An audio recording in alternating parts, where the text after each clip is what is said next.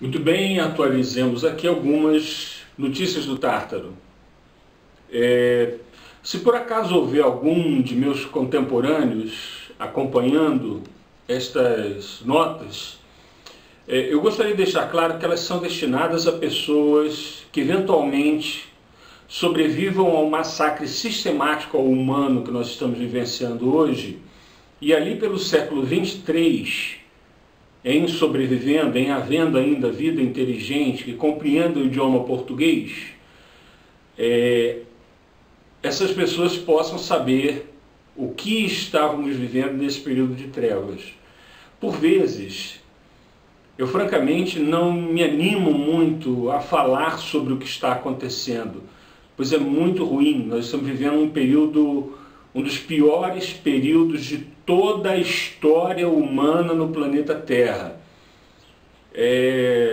Não se trata de um exagero, se trata de uma observação fria.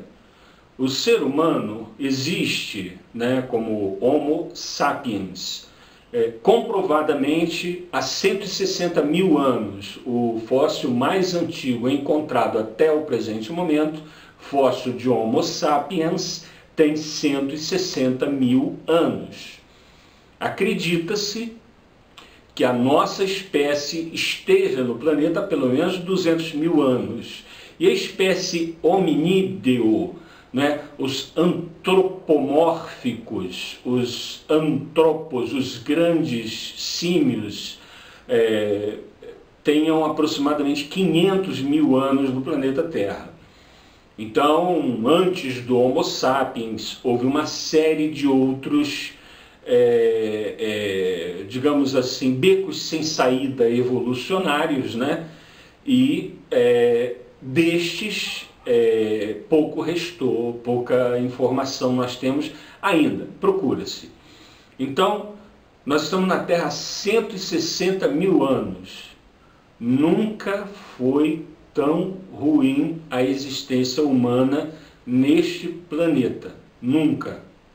Nós estamos no ano de 2013 e em 160 mil anos de existência humana, este é o período mais baixo da vida da maioria das pessoas, dos seres humanos, dos Homo sapiens que habitam este pequeno planeta. Este pálido ponto azul, como se referia, havia principados e tal, mas a maior autoridade temporal da Europa durante 1000 anos era a Igreja Católica Apostólica Romana. Foram esses 1000 anos de trevas, os piores momentos da história humana antes dos atuais, que também é um período de trevas, bem mais grave, bem mais sério.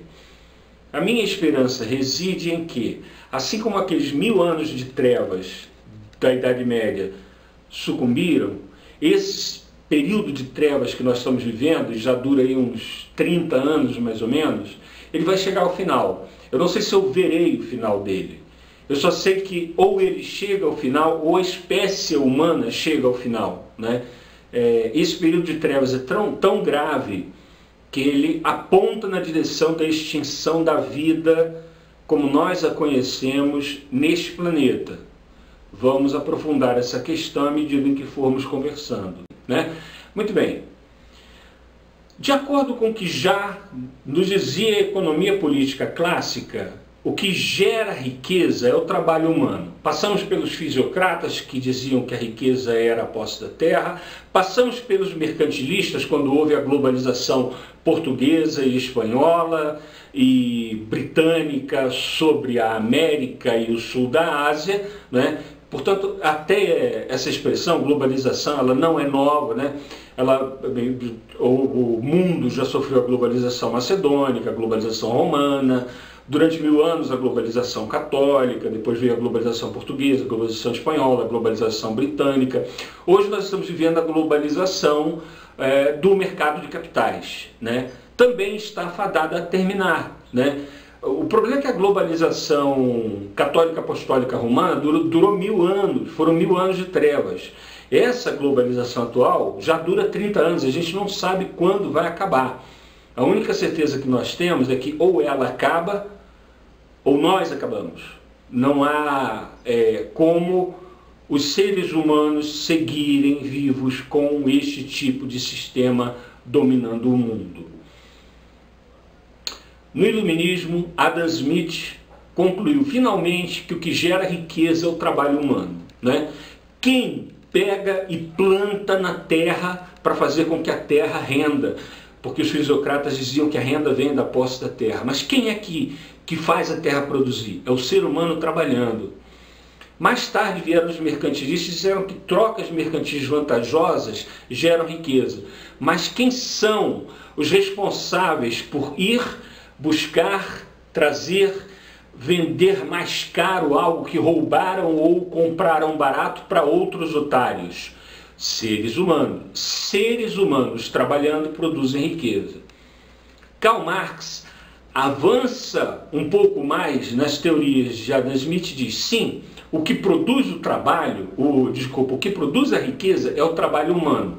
O maior problema é que esse trabalho humano ele é apropriado de maneira desigual pelos agentes participantes da sociedade.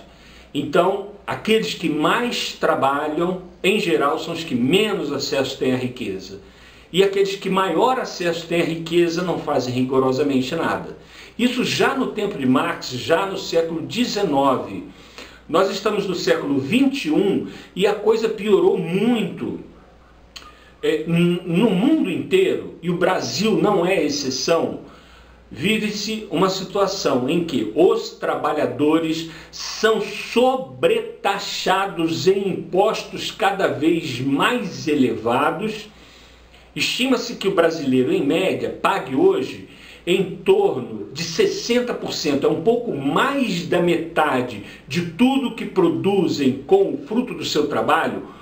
Os trabalhadores geram a riqueza e 60% da riqueza produzida pelos trabalhadores fica com seus patrões ou com o governo, que aloca estes recursos para alimentar a ciranda financeira da Bolsa de Valores, pagar juros sobre juros de empréstimos difusos e mal explicados a bancos e, enfim, transferir todo esse enriquecimento dos seres humanos para poucos na iniciativa privada, resultando no fato de que a maioria dos brasileiros trabalha, mas não tem acesso ao fruto do seu trabalho, tem acesso a uma pequena parte do fruto de seu trabalho.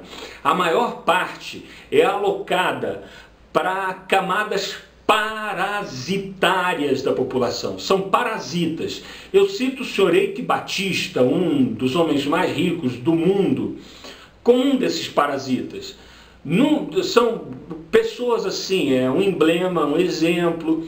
São pessoas que não desenvolveram nada, não descobriram uma partícula nova, não fizeram nenhuma pesquisa científica relevante, não descobriram nada na área de medicina, jamais publicaram um livro, questiona-se inclusive se saibam ler, né? São pessoas assim que ficam com a maior parte da riqueza produzida pelos que trabalham, inclusive aqueles que exercem trabalho intelectual. O trabalho intelectual, neste momento de trevas, ele vem sendo perseguido de maneira brutal, de maneira monstruosa, porque o intelectual percebe os males que estão acontecendo e denunciam e não encontram espaço. Quando algum intelectual, num meio de comunicação qualquer, fala sobre os problemas que os bancos, que as grandes corporações, que a Bolsa de Valores vem causando a nós, no momento em que uma pessoa aparece num meio de comunicação falando sobre isso, ela simplesmente vira ninguém, ela é excomungada, para utilizar um termo de outro período de trevas, né? Na excomunhão atual, não há tortura, não há morte, mas a pessoa não encontra emprego, encontra muita dificuldade em se manter viva, enfim, ou você concorda com o absurdo total que estamos vivendo, ou você não tem espaço sequer para encontrar meios de sobrevida adequados. Isto é o Tártaro, este é o mundo em que eu vivo. Aqui está difícil ao trabalhador sobreviver. A maior parte da riqueza produzida pelos trabalhadores vai para os parasitas de cima. Uma pequena parte vai para os parasitas de baixo, são o lumpenproletariado, são pessoas miseráveis, mantidas miseráveis, que se transformaram em clientes do Estado. Os governos, particularmente o governo brasileiro, diz: ah, tiramos não sei quantos milhões de brasileiros da miséria. Mentira!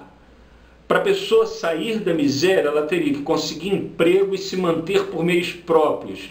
Enquanto ela for cliente do Estado, ela continua na miséria, particularmente quando o Estado paga a ela um valor miserável, não condizente com a dignidade humana, né? Então, o governo, no máximo, criou um grupo elevadíssimo de milhões de clientes do Estado que se transformaram em eleitores desse grupo de pessoas que está no poder para gerenciar todo o sistema a favor dos seus patrões, que são os banqueiros e os jogadores. Os trabalhadores estão sem representação, estão sem voz, nós estamos vivendo num momento sem oposição.